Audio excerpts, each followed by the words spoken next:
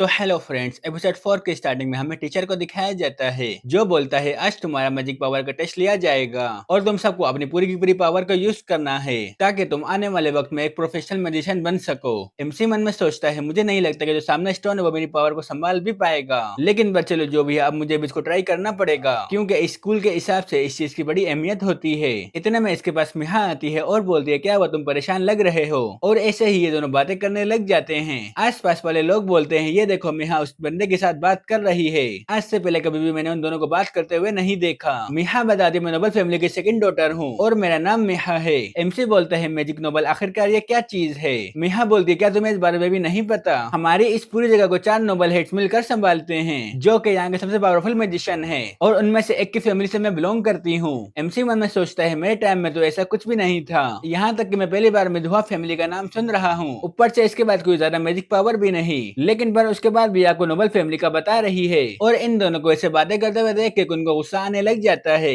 कौन बोलता है वान मैं तुम्हें बिल्कुल भी नहीं छोड़ूंगा, बस मुझे सिर्फ एक मौका मिल जाए तुम्हारा गेम बजाने का। एमसी बोलता है वैसे मैं तुम्हें मुझसे क्या काम है क्योंकि तुम एक नोबल फैमिली से हो इसलिए तुम बिना फालतू में किसी से बात तो नहीं करोगी। जो सुन के मिया गुस्सा करने लग जाती है। मिहा मन में सोचती है मैं इस बंदे से खुद बात करने आई हूँ, ये सोच के इस बंदे को खुश होना चाहिए, लेकिन पर उसके बाद भी मुझसे अजीब और गरीब सवाल पूछ रहा है। लेकिन पर जो भी मुझे गुस्सा नहीं करना चाहिए क्योंकि मैं एक नोबल फैमिली से हूँ। इतना बोल के वो धीरे धीरे सांस लेने लग जाती है। एमसी बोलता है आखिरकार अब तुम्हें क्या हुआ, तुम ऐसी अजीब व गरीब हरकतें क्यों कर रही हो और तुम्हें मुझसे क्या काम है। मिहा मन में सोचे जो इसने कल मैजिक पावर दिखाई थी मैं उस चीज के बारे में इससे पूछने आई थी, उसके अलावा इससे बात करने का कोई और रीजन नहीं है। इतना बोल के मिहा डायरेक्ट बोले मैं तुमसे कल के बारे में बात करने के लिए आई हूँ, मगर इतने में टीचर चिल्लाते हुए बोलता है सारे के सारे स्टूडेंट्स तैयार हो जाओ क्योंकि अब तुम्हारा टेस्ट स्टार्ट होने वाला है। जो सुन के वान खुश हो जाता है और बोलता है चलो फाइनली अब ये टेस्ट स्टार्ट हो चुका है। मिहा भी मन में सोचती है अब इसकी मुझे रियल पावर के बारे में पता चल जाएगा कि आखिरकार इसके पास कितनी पावर है। फिर हमें कुन का सीन दिखाया जाता है जो कि अपनी फायर पावर को एक्टिवेट करता है और उस स्टोन के ऊपर अपना हाथ रखता है, जिसके बाद हमें पता चलता है कि इसके पास फायर की एबिलिटी है।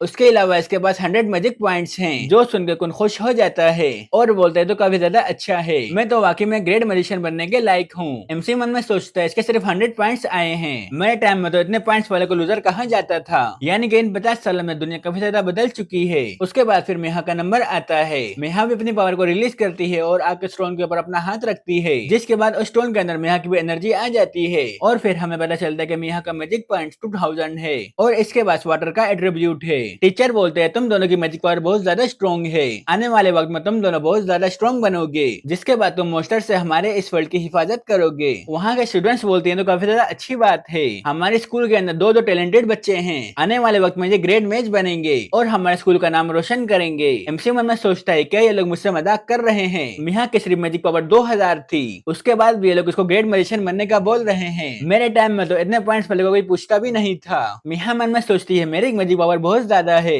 अब वान को भी पता चल गया होगा कि आखिरकार मेरी नोबल फैमिली क्या है, इतना बोल के वो वान को अलग तरीके से देख रही होती है। वान मन में सोचता है आखिरकार मिहा मुझे इस तरीके से क्यों देख रही है, ये काफी ज्यादा एम्बेरसमेंट की बात है। उसके बाद फिर अगला नंबर 1 का आता है, जिसके बारे में वहाँ के स्टूडेंट्स बात करते हैं पिछले साल ही सबसे लास्ट आया था और इसके बाद कोई एट्रीब्यूट की पावर भी नहीं थी। लेकिन पर चलो अब देखते हैं कि अब ये क्या करता है। कौन बोलता है तुम मास्टर जाओ और अपना टेस्ट दो, जिसके बाद मुझे तुम्हारे ऊपर हंसने में बहुत ज्यादा मजा आएगा। मिहा मन में सोचती है मुझे पता है कि इसका मैजिक पावर बहुत ज्यादा होगा, लेकिन पर मुझे पूरी उम्मीद है कि मुझसे ज्यादा नहीं हो सकता, ये जो भी कर ले मुझे नहीं हरा सकता। उसके बाद फिर वान स्टोन के पास आ जाता है। वान मन में सोचता है आखिरकार मुझे अब यहाँ पे क्या करना चाहिए, क्या मुझे अपनी पावर को डाउन करके इसके ऊपर हाथ रखना चाहिए। मगर जब वान पीछे देखते तो पीछे मिहा और कुन दोनों उसको अलग नजर से देख रहे होते हैं। वान बोलता है मैं ऐसा बिल्कुल भी नहीं करूंगा। उसके बाद फिर वो अपना हाथ स्टोन के ऊपर रखता है और अपनी मैजिकल पावर को रिलीज करता है, जिसके बाद फिर उसके अंदर से अलग अलग कलर की मैजिकल पावर निकलने लग जाती है और वो स्टोन देखते ही देखते बहुत ज्यादा चमकने लग जाता है। एमसी बोलता है मैं बिल्कुल भी पीछे नहीं हटूंगा, मैं अपनी ज्यादा से ज्यादा पावर को रिलीज करूंगा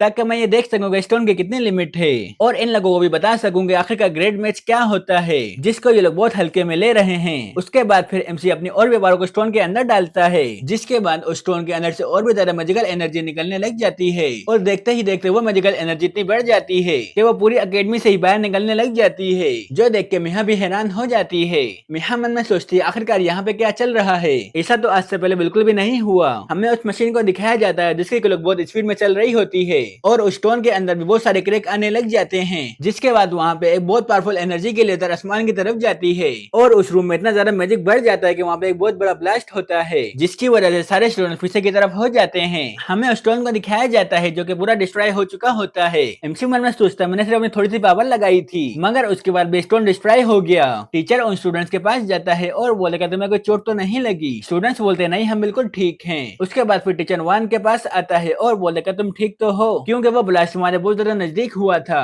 ऊपर से ऐसा पहली बार हुआ कि ये डिवाइस डिस्ट्रॉय हो चुकी है। मेरे ख्याल से ये डिवाइस ही खराब थी, लेकिन पर अभी हमें क्या करना चाहिए, क्योंकि मुझे ना तुम्हारे मैजिक पावर के बारे में पता चला और ना ही एट्रीब्यूट के बारे में। एमसी बोलता है क्या इससे कोई मसला हो सकता है। टीचर बोलता है असल में बात यह है कि हम स्टूडेंट्स को पॉइंट्स के हिसाब से क्लास में डिस्ट्रीब्यूट करते हैं, जिसके बाद तुम्हारा जितना स्कोर होता है उस हिसाब से तुम्हें ग्रुप में डाला जाता है। वैसे कौन क्या तुम अपने ग्रुप के अंदर वान को ऐड करोगे? जो सुन के वान एक रियली सी स्माइल देता है और फिर खुश होते हुए बोलता है जरूर, मैं इसको क्यों मना करूंगा, आज से वान मेरे ग्रुप का मेंबर है। टीचर बोलते चलो ये तो बहुत जबरदस्त हो गया, अब इस चीज को यहीं पे ही खत्म करते हैं। वान हमारे एमसी के पास आता है और बोलता है अब तुम्हारे साथ बहुत बुरा होने वाला है, क्योंकि अब तुम मेरे ग्रुप में आ चुके हो, इसलिए अब तुम्हें कोई भी नहीं बचा सकता। और इसी के साथ हमारा एपिसोड 4 भी यहाँ पे खत्म हो जाता है।